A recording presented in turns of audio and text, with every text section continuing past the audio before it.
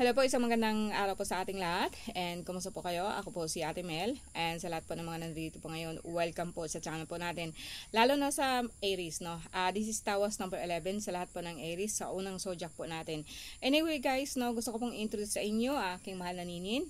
And marami po sa atin ang nanonood. Hindi po sila Katoliko.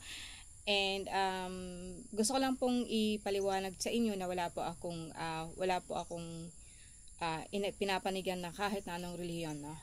And ang sa akin, si Niño Jesus is a symbol of morning. Simula po, parang symbolize po siya ng simulang umaga. Like a baby, like morning, like unang sinag po ng sikat ng araw. Ito po ang symbolize po ng aking mahal na ninyo. Bawat deities po natin, bawat santo po natin, hindi po natin iniidolo yung kung anong niya, kundi yung energy po ng isang bata. So, no matter what, kahit sabihin po natin na kahit yung baby po natin, is a symbol po ng umaga. Sino pa sa inyo ang, lalo na po kapag ang bata is masyadong bibo, masyadong masayahin. So, makita po ninyo na talaga pong mapapasaya po ang araw po natin, no? And isa po akong lola, so alam ko po yan na kuminsan ang mga apo natin, kahit gaano pa kahirap or gaano pa kapagod yung katawan natin pag nandyan na po yung mga apo natin na naglalambing, para sa akin, sila po ang aking lakas, sila po ang aking, no, lahat po ng mga anak ko, lahat po ng sumusunod po sa akin, or yung mga apo ko, no, which is parang sila po ang nagbibigay po sa akin ng lakas. So, and wala po ako sa amin. So, nasa bundok na po ako. And ito lang po ang naisama ko for the time being. Pero susunod po na magpapatay po ako dito ng chapel. So, nandito na po ang lahat po ng ating lahat ng santo. But, bawat isa niyan isipapaliwanag ko ano po ang symbolize po ng ating mahal na ninyo, or ating lahat ng tinatawag po natin na bibigay po sa atin ng energy, or makakatulong po sa atin sa ating adhikain sa buhay. Kasi sabi ko nga po, hindi po, wala po tayong magagawa kung wala po sila. So on behalf sa aking ama, Yadhe Babhe, sa apat na pangalan po na binubuo po niya, and sa ngalan din po ng aking mahal na ina na nagbibigay po sa atin ng lakas, nagbibigay po sa atin ng biyaya, Ama na nagbibigay po sa atin ng lakas sa puso, sa isipan. Mo po, basbasan po kayong lahat, no? At pagyamanin ang ating hinaing sa buhay. Nawa po is mabubuo or magkakaroon po tayo ng grasya, lalo na po sa ating pamilya, and of course sa ating health, no? And sa akin, ayoko na sana po actually magtawas, no? Kasi sa akin, hindi sa lahat po kasi ng bagay naka-focus po ang ating attention sa sakit. More on yung sakit kasi natin is galing lang po yan sa isip. So, kung stress po tayo, so lagi po tayong nagkakasakit, no? And lalo na po kapag biniblame po natin ng ibang tao. So, sa ngayon, we're continuous po kasi nga marami po tayong nagre-request dyan. And doon din po magbabase po ang lahat po natin na gustong mangyari po natin sa buhay. From zodiac, no? Sa lahat po para makukover po natin lahat. Anyway guys, magsimula tayo, no? Aries, yung mga tao na isinilang po mula March 21 hanggang April 19 para po sa inyo ang reading na to. And please makinig po kayo sa dasal. Ang sabi ko nga po, no, isipin po niyo nandito po kayo sa aking harapan, and makinig po tayo sa dasal, no. Okay? In the name of the Father, the Son, and the Holy Spirit, Gloria Patri, et Filio, Espiritu Sancto, Sicator in Principio, et Nunca, et Sempertem, Sicala, Sicalorum, Amen. Paternum Deum Christum, Solome Christatem Christum Igusum, Paternum Deum Christum, Solome Christatem Christum Igusum, Paternum Deum Christum, Solome Christatem Christum Igusum. In the name of the Father, the Son, and the Holy Spirit, Amen. No, naway basbasan po tayo sa buong puso, buong pag-iisip po ng ating Diyos Ama. And yeah guys, kumusta po kayo? So tingnan po natin, no, Aries, March 21, andito po yung listahan ko. March 21 hanggang April 19 para po sa inyo ang reading na to. And mabibigay din po ako guys ng sample po ng kahit na anong herbal na pwede po natin gamitin. Just in case kung talaga pong malala po ang problema nyo, no. March 21, April 19. So,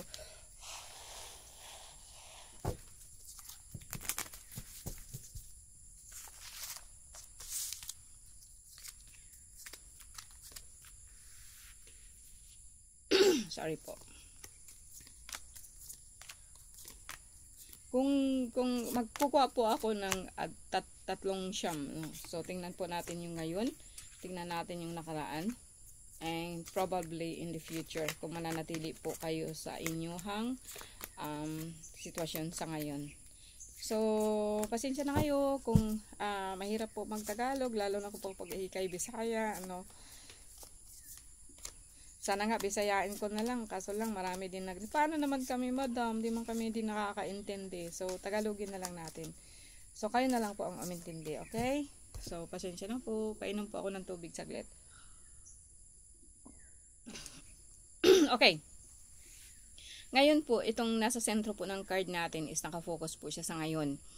And ang nakikita ko po dito is kung ikaw po ay lalaki, so para pong meron po ikaw problema sa puson, sa labasan po ng ihi po natin. Ang resulta po niyan is yung pangangalay po ng inyong balakang, manhid po siya, no? Hindi siya masakit, ngalay po siya, no? Lalo na po kapag sa umaga, yung parang bagong tayo ninyo.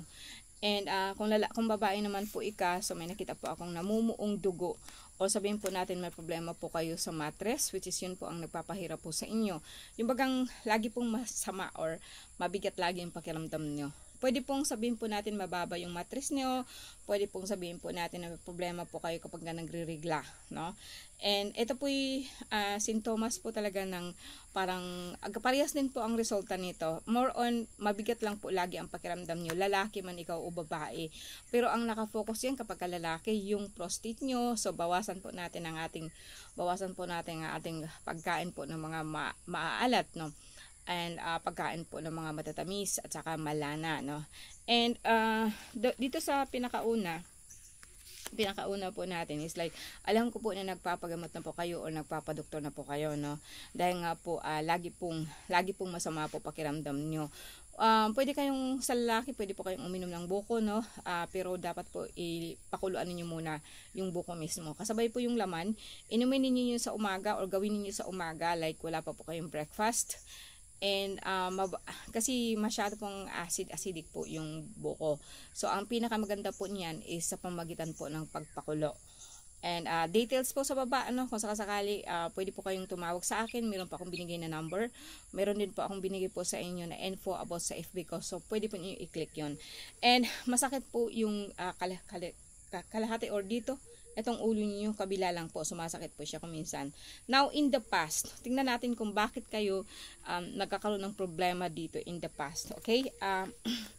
Sa totoo lang po, may nakita po ako dito na in the past, it's just like, may problema po kayo sa lupa. Okay. Now, pag sabihin po natin sa lupa, pwede din po siyang mag-correspond po sa ating katawan. Like, ibig sabihin po niyan is, ang katawan mo is like yung nakatali siya, well, tapos parang lagi pong nauulanan, lagi pong pwedeng sabihin po natin na pagod ka po tapos naligo ka. Pwede pong itong dahilan, kaya ngayon po parang meron kang lagnat, meron kang problema doon. But then it's more than that, no? Ito kasi medyo nag-okay na kayo ngayon. Pero in the past like few weeks, no, or last week, no, parang talaga pong ang lower back po niyo po talaga is masakit. Yung spinal column po natin sa likod, no, masakit po yan. Like, symbolize ko lang po, sininin po natin, no, kasi siya po ang gagamitin po natin. So, ito po yung likod natin, no, masakit po yan. Itong dito na side, masakit po yan. So, itong lower back dito. And, may nakita din po ako dito na, alam niyo ba yung pang-aano po natin, yung thank you baby, yung natin, yung paa po natin nangangalay po siya. May nakita din po ako ditong mga pangangate, like mga butlig-butlig, no, like butlig-butlig, tapos nagtutubig po siya. While may nakita ko kasing bruha dito, pero wag na po ninyo masyado yan diinan. Well, it's a negative energy, galing po siya ng kalikasan, nagbibigay po sa inyo ng mga kate-kate. Pero sa ngayon po kasi okay na siya. So this is in the past, no. And lower back masakit.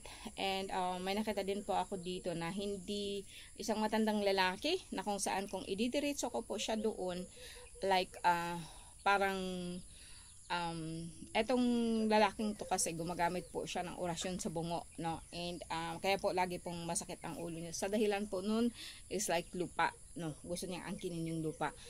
Now, this is in the past, kung pagdugtungin ko. It's just like ito po yung nangyari sa inyo nung nakaraan. And lupa talaga po, no? Pwedeng sabihin po natin na pwede po din po sabihin sa lahat po ng mga nanay na nasa ibang bansa, ang dami po yung gastos, no?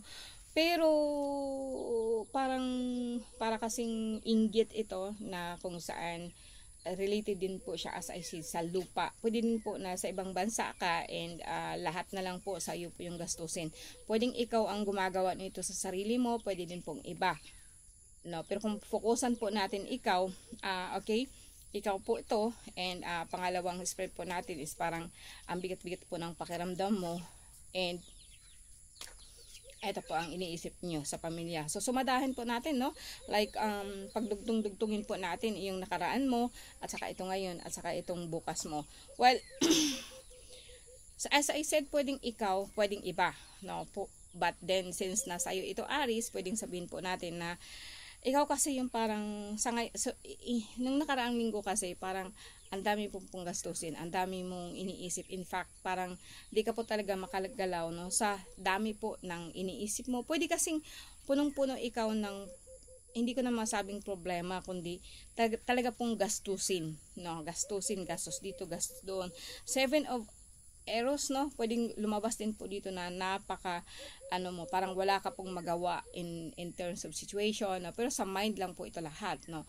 And doon po ikaw nahihirapan, no, parang kasing lumabas dito ang daming gastusin mo sa pamilya mo, and lahat kasi parang sa iyo, parang ikaw po kasi ang breadwinner po ng pamilya, and lahat po kasi parang ginagawan mo ng paraan, no. And the journey, so pwedeng sabihin po natin na eto kasi lahat is in the mind. Lahat po nangyari sa inyo Aries sa ngayon, hindi po grabe po ang nararamdaman nyo. No, hindi talaga kayo grabe ang sakit nyo or something. Para lang lumabas lang po dito na pinakaano nito is like ang dami at this time kasi parang napakabigat ng problema nyo. Dinadala mo lahat yung kargahin. Yung inako mo lahat ng karga, inako mo na yung paghahanap buhay, inako mo pa yung trabaho, and inako mo pa yung mga gawaing bahay, lahat na po, no, parang inako mo lahat, no, na ikaw at ikaw lang lahat, no. Yun po ang mentalidad mo at this time. So I would say na lalo na po sa pagdating sa gastusin at sa gawaing bahay, and lumalabas din po dito yung journey. So pwedeng sabihin natin na pwedeng ikaw to, pwedeng yung bagang nag-iisip ka po ng sobra, and pwede din po na bigay lang po, no. All in all, alam niyo kung bakit, pamilya, nabibigatan ka sa paghahanap buhay, nabibigatan ka din po sa tinatawag po natin na trabahong bahay, like inako nga po lahat, and then para saan? Para sa pamilya. I would say Aries, it is good sa mata ng tao, ang ganda. Dito tayo pinalaki, dito tayo iminulat, no, sa ating mga magulang na unang-una is like ang pamilya po ang uunahin natin, no, ganito ganyan. Pero it is not true. Hindi po ito totoo. Kasi sa akin kasi,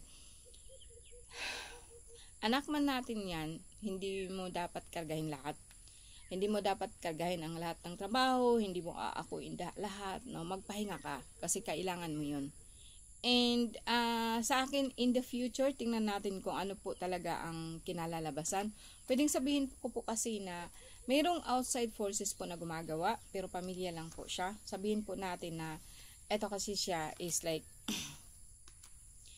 yung bagang ang posisyon mo, like gusto nilang agawin, like maraming naiinggit sa'yo, right? But then pamilya lang po siya. So nandyan na po yung parang may naririnig ka na mga chismis, ganon, na kuminsan nakaka-distract ba sa gusto mong gawin. And but on the other hand, no, may mga tao din po talaga na tumutulong sa'yo kahit papano. And wag mo lang kasing, sa akin pinaka-advice ko dito is wag mo kasing akuin lahat. no? Kasi kapag kaakuin mo lahat, nakukulong ka po sa sarili mong pag-iisip, sa sarili mong imahinasyon, sa sarili mong kagustuhan na makawala or gusto mong makagawa ng lahat po ng bagay, which is actually it's not impossible. Imposible po na akuin natin ang lahat po ng responsibilidad kahit pamilya mo pa yan, no? And for me, like, yung dito mo nakapako, dito nakapako, diyan nakapako, itong dito mo parang tinutusok, no? Sa balakang mo masakit, lahat ng katawan mo parang milagnat ka. But ang good news lang dito, Aries, is like hindi siya ganun ka grabe physically, no? Mentally, yes, parang kumbaga may sakit ka pero binabaliwala mo lang. And ito po yung mga pwedeng palipad, sabi ko nga sa inyo, palipad ng nadadamay din po kayo ng iniisip po ng iba. Pwede din po na sobra po pag-iisip niyo, no, na kayo lang, no. Sa akin, no, hindi po ganun dapat, no. And minulat tayo sa maling paniniwala ba, no, ganun. And Aries, tingnan ko ulit, March 21 hanggang April 19. Tatlo lang po na card. Ito. Kasi po, actually, ikaw kasi so far, no, pwedeng sabihin natin na, iritado ka, like, naiinis ka, galit ka sa sarili mo, and gusto mong umalis kasi nga po, dissatisfied ka, or like, parang nagsawa ka na ba? Nagsasawa ka na dito nagsawa ka na kung nasaan ka ngayon, nagsawa ka na sa situation mo, and gusto mong umalis. Pero wala naman, dahil nga po, okay, tama na, ganun. Kaso lang, hindi ka po makakaalis dahil nga po sa mga sitwasyon mo. Like, yung mga anak mo, yung sitwasyon mo. For me, kung talagang gusto mong mag-travel ngayon, mag-travel ka dahil gusto mo yon, hindi yung dahil napipilitan ka lang, dahil naiinis ka. And then pangalawa po, no, huwag kasi masyadong makinig sa mga chismis, no. Huwag masyadong makinig sa mga chismis na dinadala nila sa iyo kasi kuminsan kasi hindi totoo yung lahat. More Aries, sa ngayon po, lang po kayo, stress po kayo, no. Huwag po kayong masyadong padadala sa mga problema. Huwag ninyong akuin lahat, no. Hindi po yan, imposible po yon, no. So, sa inyo guys, no, bigay tayo ng spirits or kung ano po ang mensahe po sa atin ng animal spirit para sa lahat ng Aries. Aries. Okay. March 21 hanggang April 19. Black Jaguar, an old soul. Basahin ko, ha. Walk through life with confidence and grace. You have power from beyond the world. Focus on what you really want. You can create your dreams. So, guys, hindi mo kailangan po na kasi sa akin po kasi, yung basa natin kanina, lahat kasi ng mo is like, yung inaaruga mo, as I said, yung kumbaga sa akin, yung inaako mo lahat ng problema sa bahay, lahat po ng gastusis, trabaho dito, trabaho doon, no? And, kuminsan po talaga pong, dito sa card na to, mas nararamdaman ko po na nawawala ka po sa direction mo. It's just like, yung pangarap mo hindi mo na naaasikaso dahil po sa distraction ng pamilya, dahil po sa obligasyon mo sa pamilya. And truly means ang truly ibig sabihin po nito is like dito sa card na to is like kailangan mo po na pagtuunan ang sarili mong pangarap, pagtuunan mo ang mga pangarap mo sa buhay kasi mas malakas ka po sa spiritually, ang lakas-lakas mo. This is an old soul talaga po, na talaga pong naghihikayat sa iyo na let's go, no. Kailangan mong magising, kailangan mong ma-awaken ang totoong ikaw. Okay guys, this is our message. Thank you for being with us. Salamat po sa lahat ng Aries ngayon. This is Tawas number 11 po. Bye po.